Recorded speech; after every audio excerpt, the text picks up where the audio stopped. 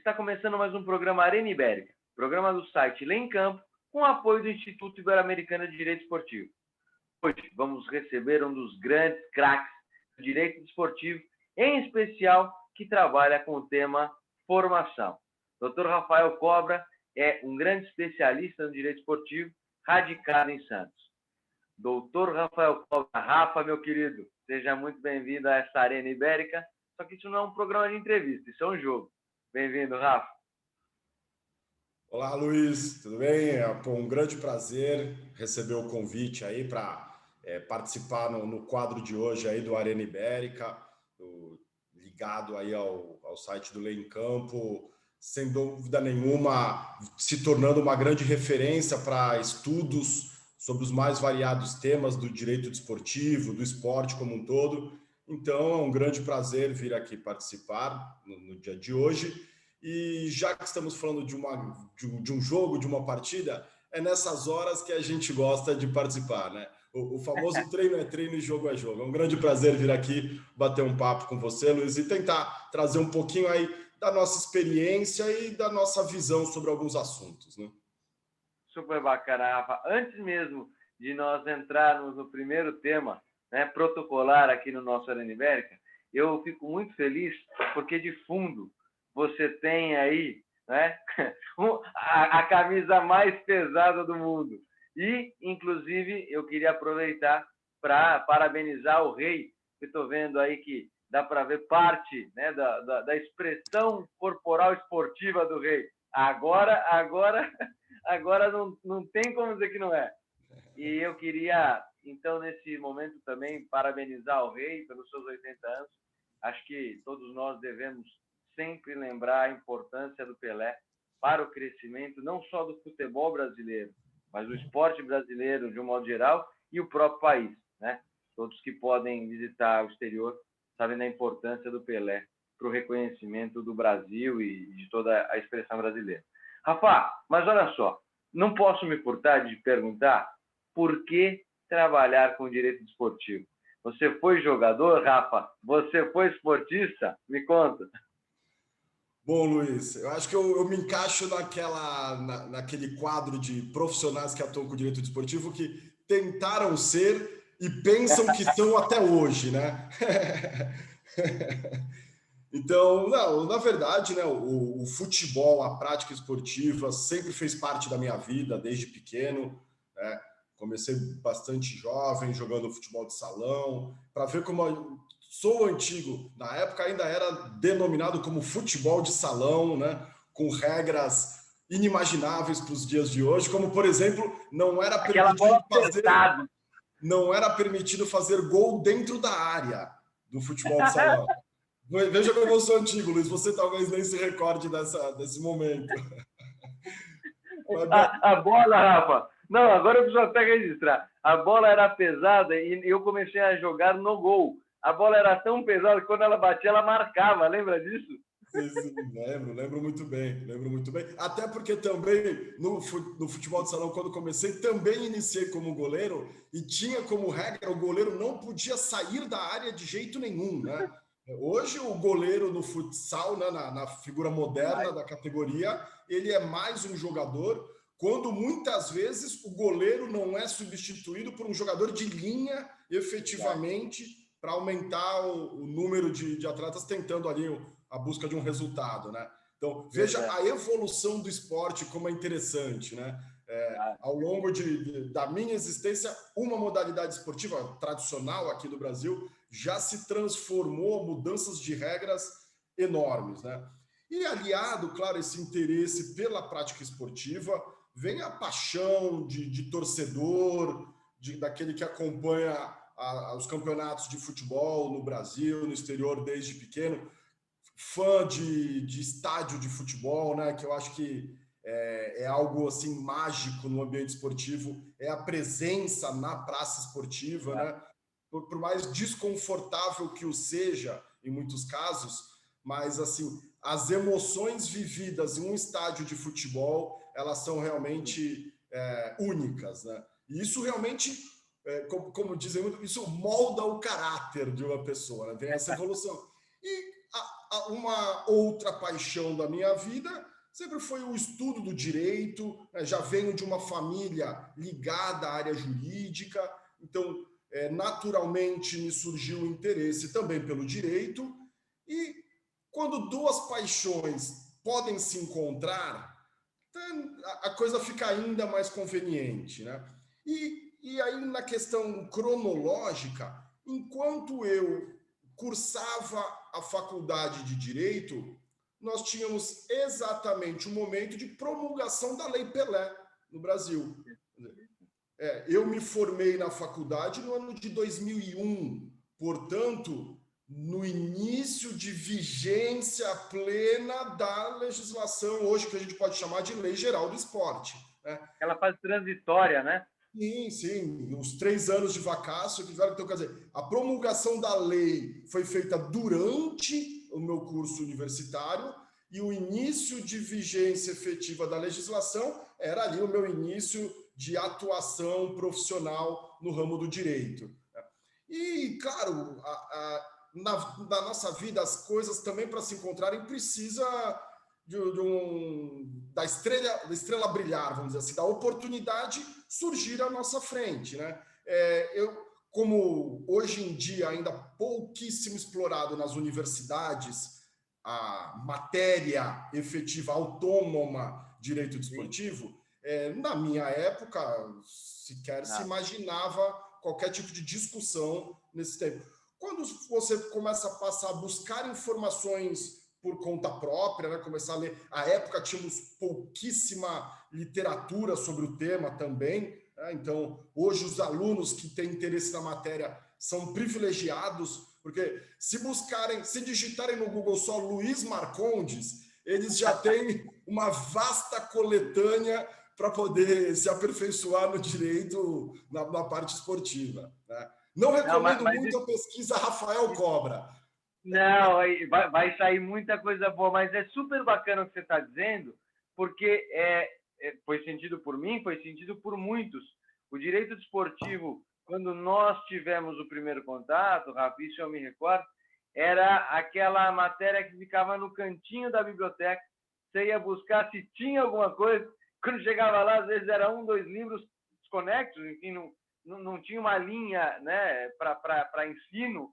E isso é super bacana que você está dizendo. Quer dizer, hoje, realmente, o direito esportivo já está consolidado e quem está começando pode ter acesso mais facilmente à matéria, né? Sim, sim. O acesso hoje é ótimo. A gente encontra aí doutrinas dos mais variados assuntos e das mais variadas visões sobre o mesmo assunto, né?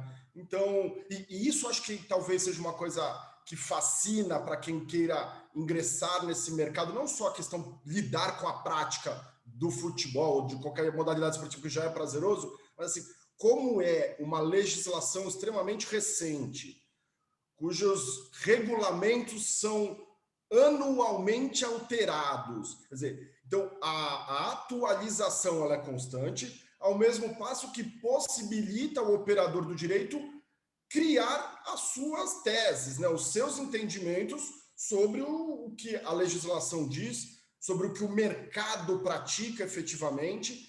Então, isso traz um fascínio, você ter uma área de atuação onde os conceitos estão muito longe de estarem consolidados, né? Eu acho que essa talvez fique aí como uma grande dica, um grande atrativo para aqueles jovens que ainda não têm o conhecimento, sem contar no quanto é amplo o direito desportivo, né? A sua multidisciplinariedade, né? Então, realmente, algum aspecto relacionado ao direito desportivo certamente agradará a todos, né? No meu caso... Não fuja da sua história, senão, sabe o que acontece? Quem está nos assistindo me cobra. Vamos lá. Se quem assistir não cobrar, o Rafael... Isso aí. Bom, então, aí quando eu disse que a oportunidade precisa aparecer, na minha época de faculdade eu tinha alguns grandes amigos, um deles, à época, foi convidado, ele também tinha formação na área contábil, foi convidado para estruturar um projeto ligado à formação desportiva aqui na cidade de Santos, E para isso, ele, por contato pessoal, familiar, indicaram a ele um atleta jovem de uma cidade do interior de Minas Gerais. E ele trouxe esse menino para cá. Quem atua no mercado sabe, todo mundo conhece o novo Neymar por aí, né? Então, numa dessas indicações, esse meu colega trouxe o menino para vir fazer um período de avaliação aqui, e o menino foi um sucesso absoluto. O gestor daquele projeto virou para este meu amigo e falou: bom, o menino é excelente, ficaremos com ele, você certamente tem todos os contratos, né, aí se vinculando a esse jogador, nós temos interesse aqui em iniciar uma situação de trabalho. E esse meu amigo, como todo bom contador de histórias, falou: evidente, não, tem um contrato, até os ossos estão amarrados comigo. Ele não tinha a menor ideia do que se poderia ser feito em termos contratuais. É daqueles amigos que entende muito de negócios e não sabe nem se a bola é redonda ou quadrada. E ele veio me questionar. Ele falou: pô, Rafael, eu sei que você gosta do esporte e tal. Pô, tô com essa situação, preciso, para ontem, me vincular contratualmente a este atleta. Você sabe, como todo bom contador de história, eu falei: claro, deixa comigo. Deixa comigo, tenho pronto quase aqui. E fui ao estudo do que a legislação permitia, numa conexão com o Código Civil, né, construindo uma realidade, e depois de algum tempo formatei este primeiro contrato de vinculação entre um atleta e um potencial gestor de carreiras, vamos chamar assim, à época, né? Esse foi o primeiro passo. Isso já estamos falando lá dos anos 2001, 2002, 2013, por volta disso. E isso, de fato, acabou virando uma bola de neve. Deste atleta em Minas Gerais, nós fomos lá assinar o contrato com a família. Quando chegamos lá, o treinador que formou aquele menino já tinha preparado uma peneira com mais de 100 atletas, no seguinte sentido: escolham aqueles que vocês quiserem e levem para Santos para este projeto esportivo.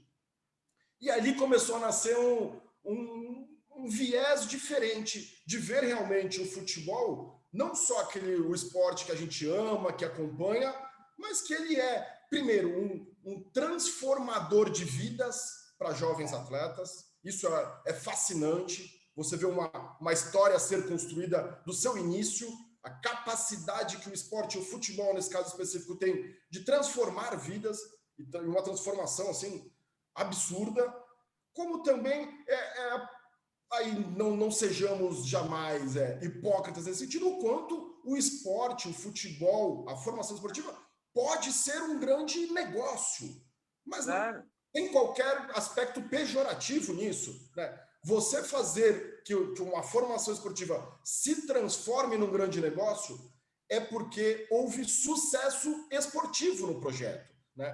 Não há como se ter um retorno financeiro se o lado técnico, se o desenvolvimento desportivo não acompanhar, né? Então, e ali nascer uma grande oportunidade de unir negócio com estudo, com esporte, e dali eu iniciei num viés completamente diferente do que hoje eu atuo. À época, eu fiz a última das provas de obtenção de licença no Brasil. Salvo no ano de 2009. Ainda era aquele formato pré-intermediários, onde existia a necessidade de submeter a uma prova escrita, com legislação nacional, lex esportiva internacional. Então, fiz a prova, passei, então me tornei, à época, um agente licenciado CBF, né? Diferente da nomenclatura que era popularizada do agente FIFA, né? Quer dizer, agente FIFA até existiu, mas àquela época já não existia há algum tempo, né?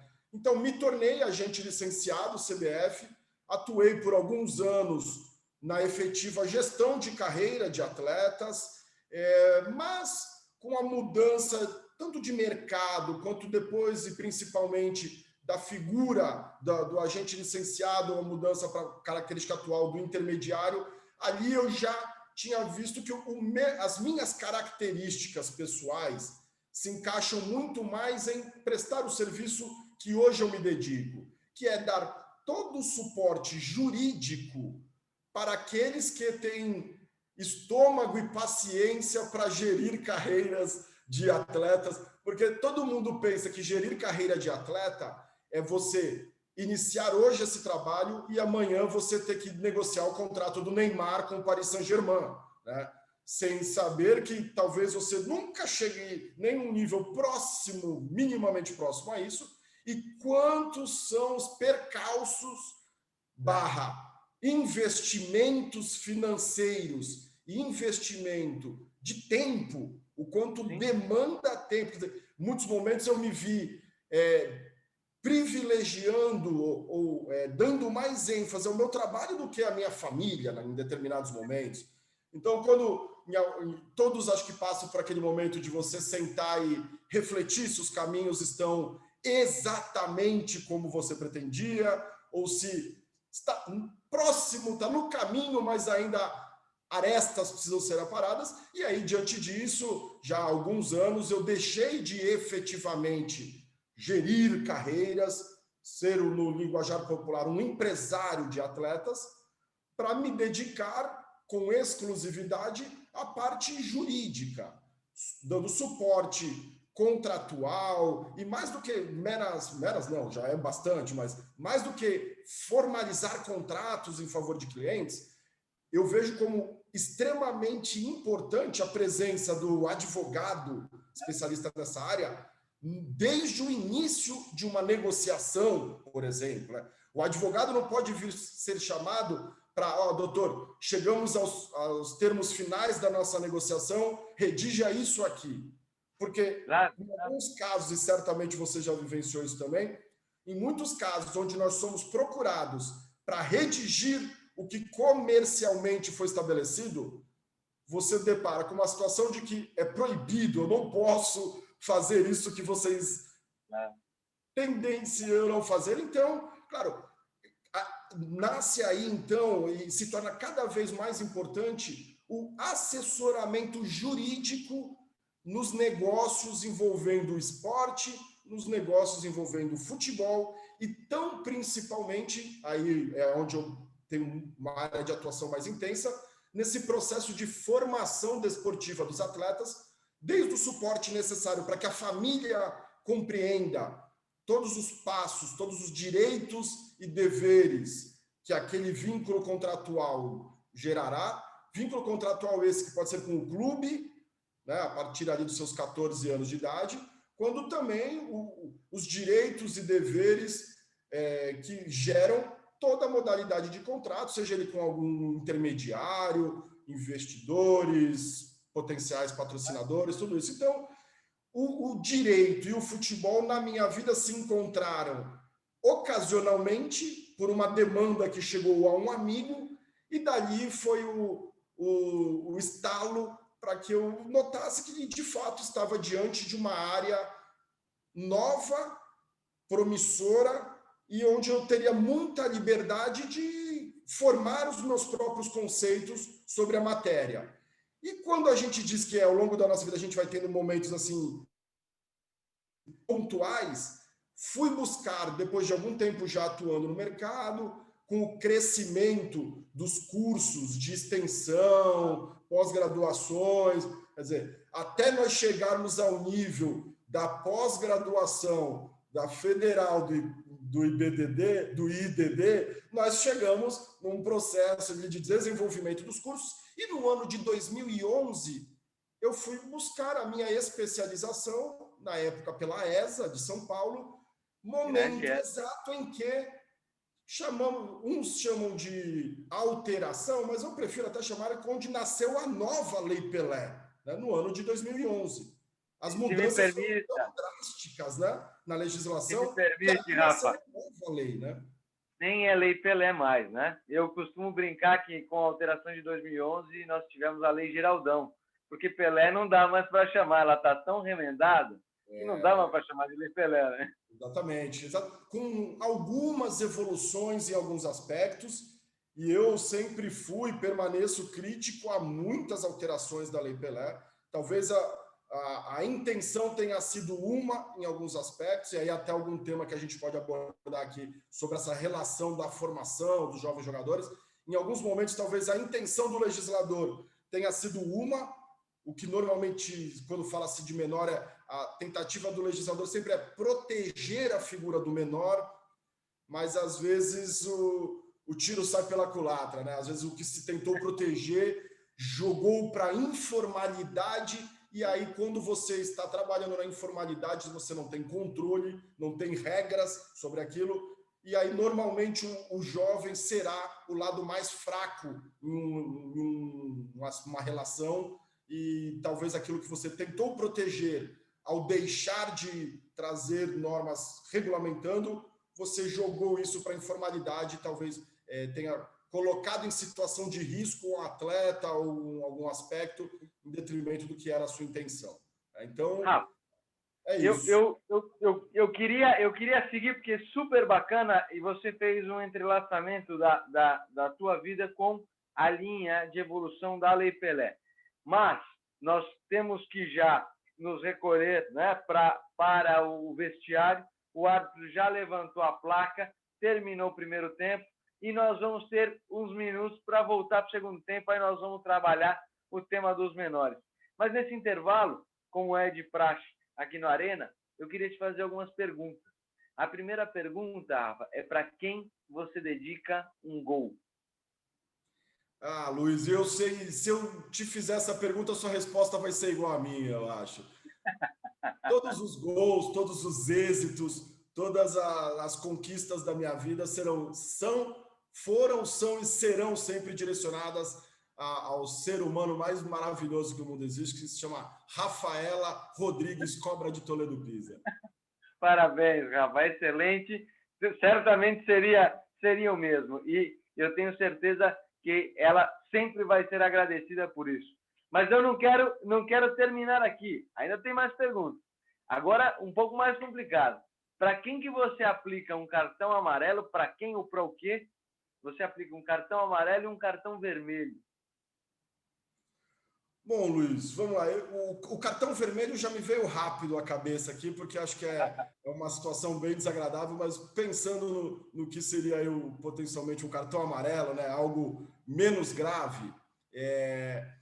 Bom, vamos trazendo assim para a questão aí da formação. Acho que vale um cartão amarelo, que vale uma grande advertência, no sentido não de punitivo, mas talvez de alerta.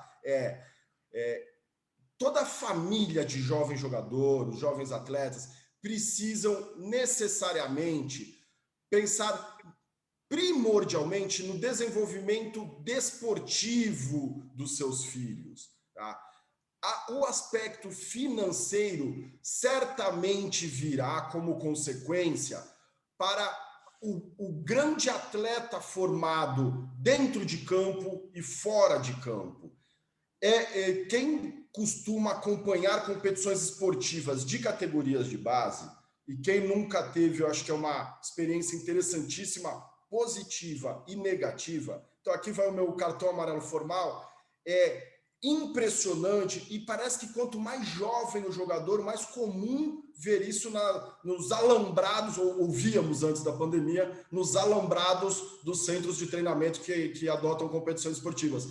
A postura de alguns pais, e aqui sem gênero masculino na afirmação, de pais e mães, os representantes de atletas, muitas vezes adotando uma postura absolutamente inadmissível, em tons assim extremamente ofensivos, com xingamentos, com palavrões, com cobranças exageradas, sem esquecer que ali em muitos casos, são crianças ou jovens no início de uma adolescência, e de repente o quanto pode marcar na vida, na formação de um menino desses, uma má postura dos seus pais, ou dos pais de seus colegas, ou mesmo dos pais adversários. Quer dizer, eu já presenciei algumas ofensas, alguns tratamentos que eu não faço na final do Campeonato Brasileiro, do time profissional, onde a adrenalina está mil. Então, fica talvez aí um alerta, uma recomendação da postura que deve ser partir dos pais em relação no ambiente de prática esportiva ali. E o cartão vermelho, Luiz? Aí eu vou mudando assim bem o foco da onde eu enxergo, mas uma postura que tem se tornado cada vez mais repetitiva nos gramados mundiais, ao ponto de ter levado a FIFA, inclusive, a tornar muito mais rigorosas as punições, desde a alteração do Código Disciplinar do ano passado. Quer dizer, a inadmissível presença ainda de atos racistas dentro das praças esportivas, né? Não somente de torcida adversária. Infelizmente, nós temos alguns exemplos europeus, basicamente em leste europeu, onde a torcida da própria agremiação ofende com conotações racistas atletas que estão defendendo o seu clube, né? Doando as suas vidas ali para defender aquele escudo que esses torcedores dizem amar. E assim, o ser humano em alguns momentos mostra o seu lado mais perverso, não? O seu lado mais desumano. Então, tem se tornado rotineiro, né? Mantém-se na prática a rotina de movimentos racistas nos estádios. Nós vemos alguns casos até entre os próprios atletas. Então, eu acho que o esporte ele tem como finalidade maior a congregação de pessoas, né? É uma disputa esportiva, não se pode enxergar além disso.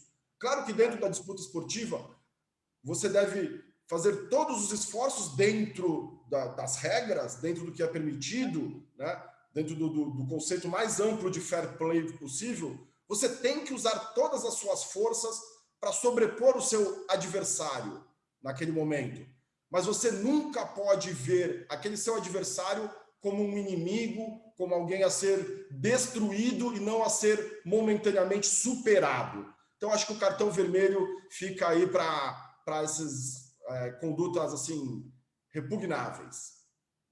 Super justificado, super bacana, e essa bandeira é uma bandeira importante, porque nós já tínhamos que ter tomado consciência há muitos anos, e infelizmente, mesmo em 2020, com o mundo, com essa pandemia mexendo com a vida das pessoas, fazendo todo mundo refletir, vira e mexe a gente ainda vê, infelizmente, esse tipo de atitude. Mas, rapaz, super bacana, só que o Arthur já pitou e nós precisamos voltar ao gramado. Voltando ao gramado, agora nós precisamos abordar, e eu queria que você trouxesse para nós um pouco do entrelaçamento do direito com a formação desportiva. E pensando nela em toda a sua linha de evolução, quer dizer, onde um atleta, ou melhor, onde um jovem, onde uma criança inicia o seu contato com o esporte até poder chegar no profissionalismo. Mas esse espaço é longo. Como é que você vê o direito nesta área, neste segmento? Tá bom, eu tenho algumas críticas pontuais, específicas da relação que o direito fez com o processo de formação. Talvez a maior das críticas seja tentar relacionar início de formação desportiva, quer dizer, ali você está falando em desenvolvimento de aptidões técnicas esportivas, você tentar relacionar esta situação com uma relação de trabalho. E daí surgem algumas incompatibilidades e onde se mostra que a legislação não atende àquilo que a realidade impõe, né? Então, e por que dessa crítica, né? Na legislação nacional, quer dizer, compreende-se que um atleta inicia o seu processo de formação desportiva a partir dos seus 14 anos de idade, né? E entende o conceito de formação indo até os seus 19 anos. Né? O que já mostra a falta de precisão do legislador pátrio, e essa imposição de 14 anos faz justamente a relação com a questão de trabalho, né? A CLT permite, a partir dos 14 anos, o trabalho na condição de aprendiz. Então, portanto, a Lex Esportiva trouxe esse mesmo conceito para o início do que seria a relação de trabalho no ambiente esportivo. Acho completamente equivocado, porque é inimaginável pensar que um atleta começará a sua formação somente aos 14 anos. E é tão surreal essa compreensão que todas as entidades regionais aqui no Brasil de administração do esporte, vamos falar precisamente aqui da Federação Paulista de Futebol, organiza competições oficiais a partir da categoria sub-11. Então, se quem administra o esporte organiza a competição a partir do sub-11, como que a legislação conceituará o atleta, o período de formação somente a partir dos 14 anos? Só não fica um absoluto limbo nesse período dos 12 aos 14 anos, porque existe a possibilidade de, numa relação, numa operação de âmbito internacional, a FIFA tem um conceito diferente da nossa legislação, onde ela entende que a formação desportiva sim começa lá aos 12 anos de idade, indo até um prazo mais extenso, até os 23 anos. Né? Então, veja que já mostra-se que a crítica que eu tenho na legislação nacional, a própria FIFA também discorda, porque o conceito dela já inicia primeiro, onde é absolutamente lógico que o processo de formação desportiva de um atleta é antes dos 14 anos. Mas, olhando para a nossa legislação, o primeiro momento em que o atleta pode manter uma relação contratual com uma agremiação é sim a partir dos seus 14 anos, através do que a legislação traz no seu artigo 29, a Lei Pelé, se não me engano, no parágrafo 4º, que é o contrato de formação desportiva. Né? É o primeiro vínculo contratual que pode perdurar até os 20 anos de idade, quer dizer, inicia-se aos 14 e vai até os 20 anos de idade. Então, é o primeiro momento em que a legislação nacional permite que clube e atleta iniciem uma relação jurídica por contrato. Né? Esse contrato de formação desportiva, ele tem como obrigação definir ali os direitos e deveres das partes, estipula-se nele um valor que popularmente se chama de ajuda de custo, mas tecnicamente denominado como bolsa-aprendizagem. Mas veja algumas contradições da própria legislação. Ela usa os 14 anos para definir o início de uma relação contratual com vistas a uma relação de trabalho, mas ela, ao mesmo momento, diz que o contrato de formação desportiva não gera vínculo de emprego entre as partes. Né? Ele textualmente traz essa informação. Então, como conceito, usou-se a relação de trabalho para a legislação depois dizer que esta relação jurídica não se caracterizará como uma relação de trabalho. Né? Então, essa é a possibilidade do primeiro vínculo contratual. E aí, Luiz, eu tenho como uma visão muito interessante assim, a saída para todos os clubes do Brasil, dos maiores ao menor deles todos, é o investimento na formação de jogadores. E por que isso, Luiz? Primeiro que, diante da incapacidade financeira de grandes contratações, muito melhor eu poder formar dentro de casa os meus atletas. Primeiro, que aí eu já os formo dentro das características técnicas que eu, clube, gosto para mim. Tem lugares que gostam de jogadores altos, fortes, truculentos, e outros que, se chegar um menininho com a canela fininha, dando 2 pedaladas, ele já é retirado dos outros meninos. Então, além do clube poder ter o retorno técnico, investimento dentro das suas características, o processo de formação ele tem que ter como a primeira finalidade, aí vendo pelo lado do clube, é o retorno desportivo. Essa tem que ser a finalidade. Formarei um grande atleta, como requisitos para que um clube, daqui a pouco eu vou falar que seja certificado como formador, ele não só pode investir num grande atleta, ele necessariamente tem que formar um cidadão, né, pelas obrigações que a legislação traz para que o clube seja certificado como formador. Então, necessariamente, ele também formará um grande cidadão. Esse atleta, o clube tem que ter como visão, primeiro, ter o retorno desportivo, quer dizer, atleta, me entregue o retorno técnico desse processo que eu investi na sua formação. A consequência do clube obter o retorno técnico será, inafastavelmente, o retorno financeiro. E o retorno financeiro ele vem, muitas vezes, pela imediata transferência desse atleta, onerosa, para um outro clube brasileiro ou do exterior. Mas, como a gente vai ver agora, Luiz, investir na formação pode trazer, e aí a gente tem muitos exemplos concretos, retornos financeiros para um clube ao longo de toda a carreira desportiva daquele atleta que foi formado, né? E isso é feito através de institutos criados, primeiro pela FIFA, há muitos anos, depois introduzido aqui, tropicalizado no Brasil pela alteração da Lei Pelé de 2011, que é um mecanismo de solidariedade.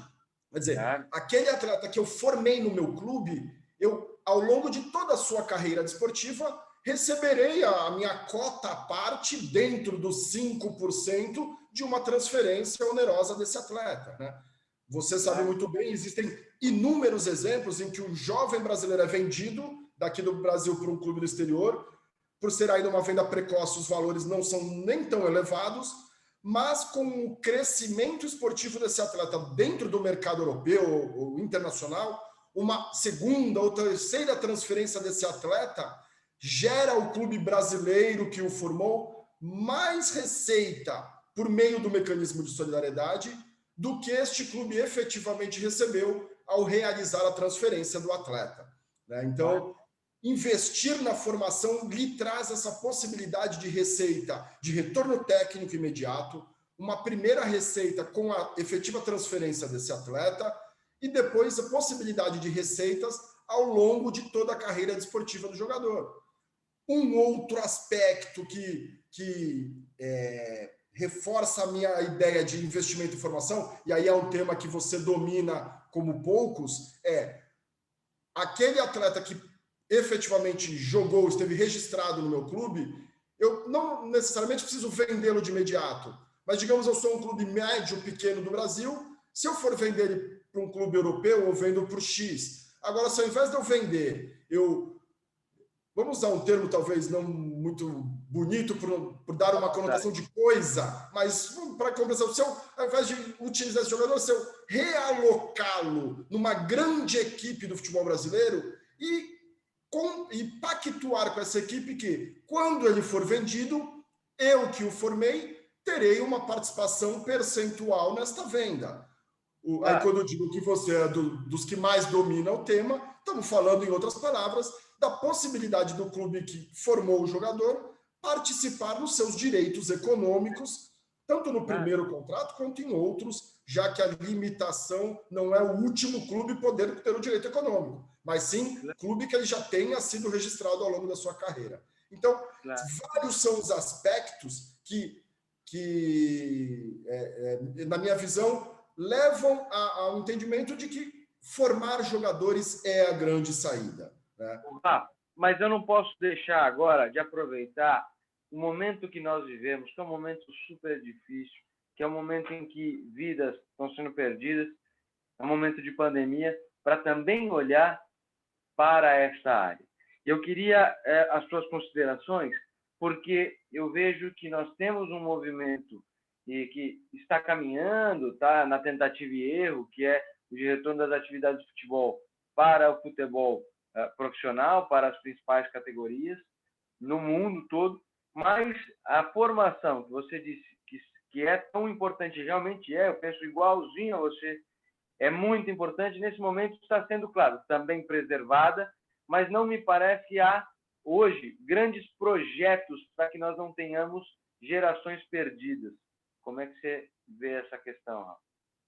Pois é, Luiz, de fato, esse é um tema que já me chamou a atenção já no início desse período desse momento excepcional que o mundo vive, né? O excepcional no sentido de fora do padrão, né? E não de algo positivo. E lá já em meados de abril, Luiz, eu comecei a perceber, por conhecer muitas situações práticas nesses termos, o impacto que a paralisação das atividades esportivas traria dentro do já difícil e complexo processo de formação de um atleta, né? Então, naquele momento, em abril, eu já, né, realizando a minha quarentena, ali em período de isolamento na prazerosa praia de Juqueí, entre reflexões e momentos de algum prazer, eu parei para pensar sobre esse tema específico. O que pode ser feito para a gente tentar tirar o impacto? É impossível isso em qualquer ramo social, né? A pandemia trouxe impactos, às vezes até algumas melhorias, né, em alguns outros aspectos, Claro. diante de novas realidades. Mas para o processo de formação desportiva de um atleta, eu comecei a pensar, falei, é um ano que será perdido para os atletas, porque aquela época ainda se tinha ali uma suposição, né, um exercício de futurologia. Lá para agosto, setembro, tudo já voltou ao normal. Tudo já voltou ao normal. Nós estamos em novembro, estamos numa realidade ainda Estamos longe em do novembro normal. e estamos esperando agosto, né? Exatamente. É que não falaram de que ano seria esse agosto, né? Acho que talvez tenha sido a falha. E ainda, sem querer ser o portador da má notícia, eu acho ainda que quando passarmos o processo eleitoral aí, eu acho que medidas muito mais restritivas ainda virão, né? Então, lá em abril, e imaginando dentro daquele exercício de futurologia que setembro, agosto, setembro, as coisas estarão normal, eu já via nesse hiato entre abril e agosto, setembro, um prejuízo técnico efetivo na formação dos jogadores praticamente insuperável. Praticamente insuperável. Então, eu sugeri aí, fazendo o merchan dentro do ambiente propício a isso, por favor, é isso, claro. eu fiz um artigo e direcionei ao nosso querido amigo aí, idealizador do projeto, o Andrei Kampf. Falei, Andrei, cara, eu tô refletindo aqui sobre um tema que eu não vi ainda ser discutido, porque a preocupação naquele momento justificada era retorno das atividades esportivas dos profissionais, impacto de medidas provisórias 984 nos contratos de trabalho, 936, aliás, que era no contrato de trabalho. Então, a visão estava muito mais voltada ao profissional. E eu conversei com o Andrei e falei, Andrei, vou escrever um artigo, eu vou trazer uma proposição aqui polêmica, forte, e você fica à vontade. Se você achar que eu estou falando um absurdo, fique à vontade de falar, Rafael, impublicável essa sua ideia. Mas, pelo contrário, não sei se fruto da amizade ou se de efetivamente ver que era uma propositura razoável, foi no Lei em Campo, através do artigo que eu apresentei, que eu apresentei publicamente, vamos chamar assim, essa minha ideia. E qual é essa ideia efetivamente, Luiz? Eu entendo, e aí agora falamos quase que em novembro, esse conceito, essa minha ideia se torna ainda mais forte, ainda mais justificada. O ano de 2020 tem que ser considerado um ano perdido dentro do processo de formação desportiva dos atletas. Aí alguns podem falar, poxa, mas agora está tendo competição de base. Sim, está tendo Campeonato Brasileiro e Copa do Brasil Sub-20 e Sub-17, e times que disputam a competição nacional é a ponta de um iceberg, né? E aqui, por exemplo, no estado de São Paulo, a competição de base masculina, nós temos o Sub-20, e diferente dos anos anteriores, somente o Sub-20 de uma divisão. Naturalmente, aqui em São Paulo, nós temos Sub-20 Série A e Série B, né, a primeira e segunda divisão. E por quê? Num formato muito mais enxuto, porque não tinham clubes com condições mínimas de disputar essa competição. Então, falando português, claro, as competições de base esse ano... Até porque, se você me permite, é importante nós pensarmos que a formação ela é um movimento, né? É um fenômeno biopsicossocial. Não é apenas a questão puramente técnica do desporto. Não é só isso. Porque, por vezes, a gente acaba pensando, mas o atleta precisa aprender um movimento. Não. Ele precisa estar em desenvolvimento de todas as questões que vão cercar a vida esportiva dele. Isso quero registrar, porque é importante, você cita muito bem. Este ano é um ano considerado perdido, e eu também avalio assim, não porque nós deixamos de ter em algum período a competição, porque nós tivemos uma quebra nesse processo biopsicossocial. Perfeito. A ausência de competição é somente o aspecto mais visível desse prejuízo. Né? Mas, assim, a ausência de treinamento, e o treinamento não é só o dentro de campo. Quer dizer, e aí falando em linhas bem gerais, assim, para eu poder voltar na minha proposta aí, quer dizer, para se entender, quer dizer, o clube, para ser considerado formador, ter o certificado de formador, são cerca de 40 clubes no Brasil somente que possuem esse certificado, e aí estes podem exercer direitos como formadores.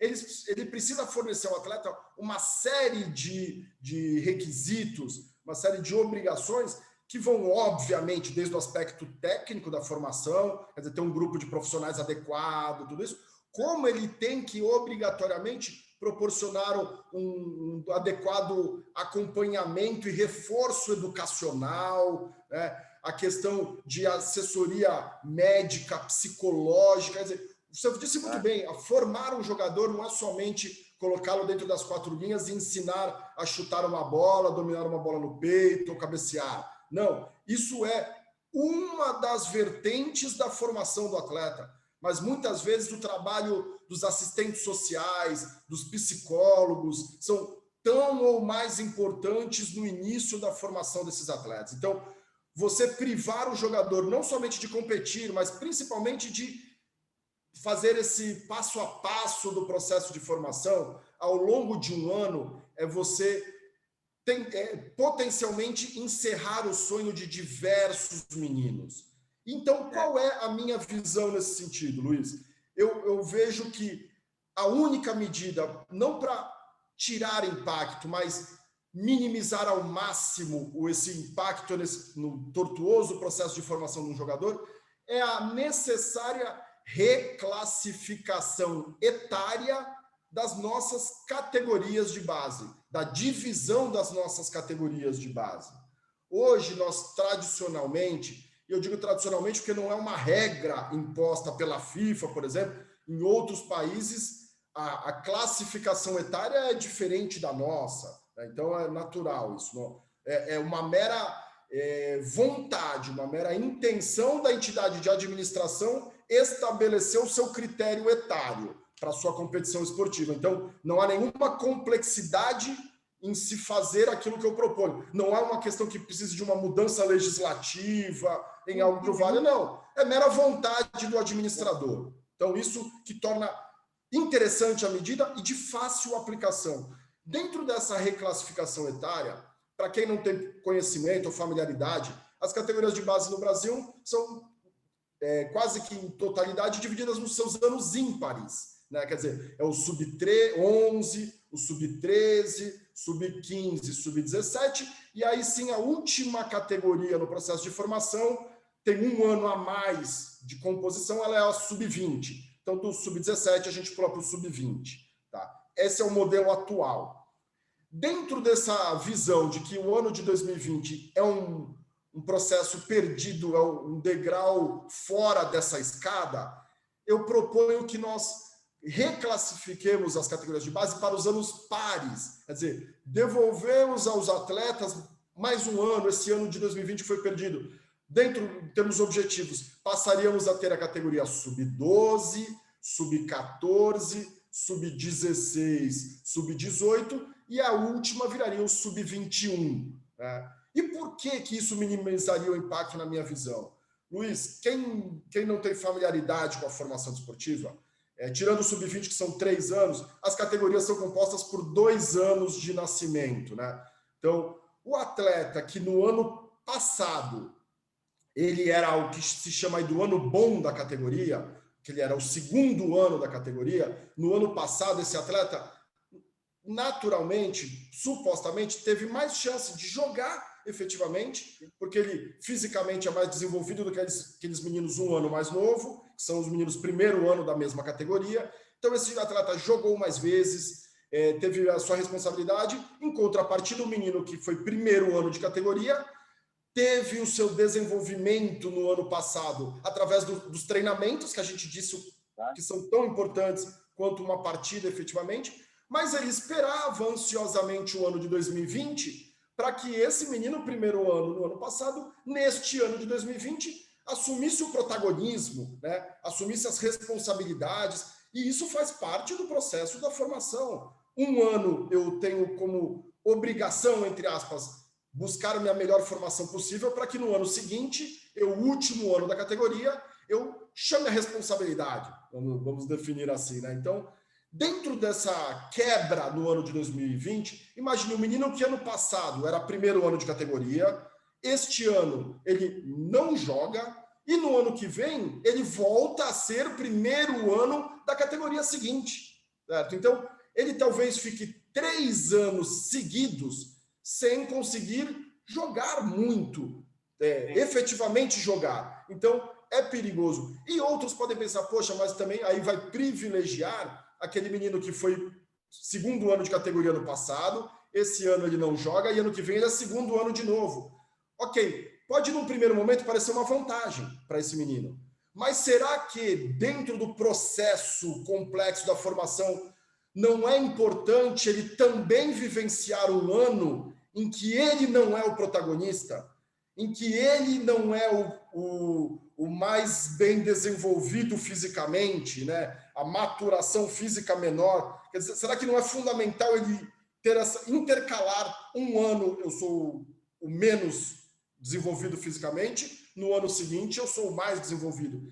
Então, achar que é um benefício porque 2 anos seguidos eu serei segundo ano de categoria, na verdade pode gerar uma facilidade momentânea, mas que dentro do longo caminho para se chegar a um grande jogador, essa falta do ano ruim possa ser um prejuízo esportivo nesse processo de formação. Então, eu vejo que essa reclassificação etária devolve a possibilidade de todos aqueles meninos voltarem a percorrer, dentro do mínimo, do mais próximo do normal, o trajeto de formação. E aí digo o seguinte, Luiz, aí em termos práticos, você não imagina o quanto me deixa triste essa informação?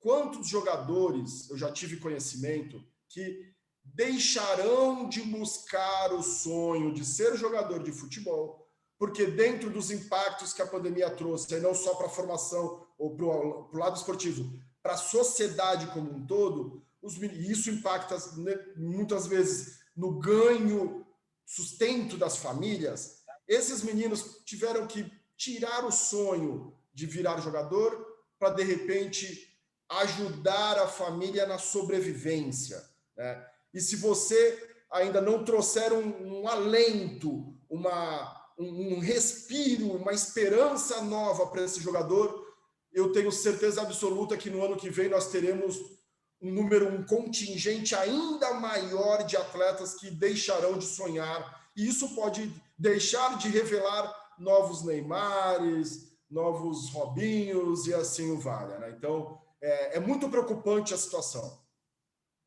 Rafa, nós poderíamos seguir, o tema é palpitante, o tema enfim, é algo que me deixa, nesse momento, também super preocupado, porque nós temos no Brasil muitos atletas que acessam o esporte como forma de desenvolver a sua vida, de auxiliar todos que estão ao seu redor, e não falo só no aspecto econômico, porque o esporte tira, não é, as crianças das ruas, o esporte dá uma perspectiva. Mas, infelizmente, o árbitro já está para terminar, então você será reconvocado, você será convocado para uma nova oportunidade aqui conosco, Rafa. Obrigado, só queria te agradecer imensamente por poder estar aqui conosco, por aceitar nosso convite, Rafa. Ah, Luiz, imagina, eu estou que nem aquele jovem jogador, ou fazer um paralelo, eu estou igual o Marinho nos dias de hoje, aguardando uma convocação de qualquer jeito. E merece, hein? E merece, ou se merece, pô. Não, e o Marinho, viu? E o Marinho também. Não, Luiz, brincadeiras à parte, é muito bacana. Não só tinha certeza que o papo seria super agradável, não só pelo seu conhecimento de diversos assuntos, mas pela descontração, pela informalidade que a gente busca trazer para os assuntos que são sérios, mas que a gente tenta trazer dentro de uma linguagem que todos possam compreender. E mais do que isso, a gente traz a nossa opinião e que cada um que acompanhe da grande audiência do programa, que cada um forme dentro das nossas informações, que cada um construa ali o seu raciocínio. Esse é o maior dos méritos, né? Então, poxa, foi um grande prazer.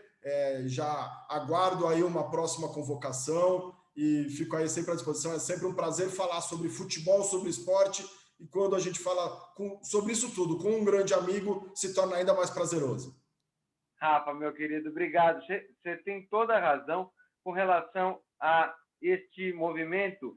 Nós precisamos pensar, e não por isso não pode ser descontraído, alegre, mas eu não só te parabenizo pelo movimento, como te apoio e te incentivo que continue a ter voz para essa questão, porque não vejo muita gente debatendo o tema, não vejo muita gente desenvolvendo a questão e nós precisamos.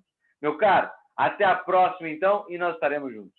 A vocês que estavam conosco, obrigado pela atenção e pela audiência.